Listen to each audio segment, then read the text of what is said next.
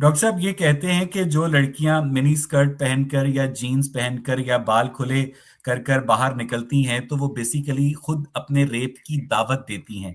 मैं और आप जिस मुल्क में रहते हैं, हम दिन रात ऐसे मनाजिर देखकर इम्यून हो चुके हैं और हमें नहीं लगता कि वो रेप की दावत होती है। सर, मुझे ये बताइएगा कि ये लोग जिस पर्दे को इतना ज्यादा संघासन पर चढ़ाते हैं, उसी मुल्क के अंदर जवान लड़की अगर फौत हो जाए तो कब्रिस्तान में 3-3 रातें जो है उसकी कब्र पर पहरा दिया जाता पहले है दिया था। कि कहीं उसकी लाश के साथ ज्यादती ना हो जाए। हम्म। उसी पाकिस्तान में दरियाए सिंध के अंदर अंधी डॉल्फिन के साथ रेप होता है सर।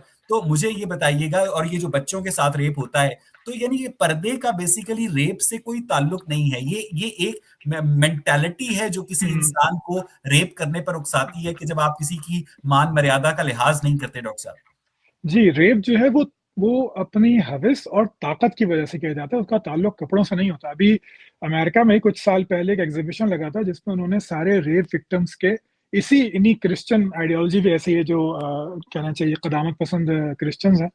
तो उन्होंने जो है वो सारे कपड़े लगाए थे जिनमें बच्चों का, सॉरी, लड़कियों का, औरतों का रेप होता है।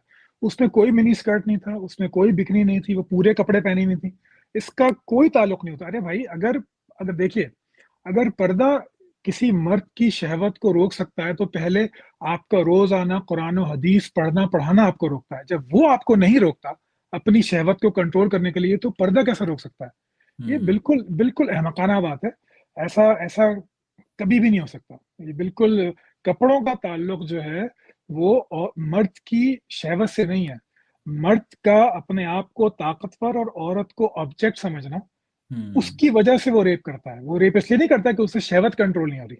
ये फजूल बात है। इस वजह से कोई रेप नहीं करता। रेप सिर्फ आप किसी को सजा देने के लिए, अपनी ताकत साबित करने के लिए, अपनी सुपरमेसी साबित करने के लिए आप करते हैं।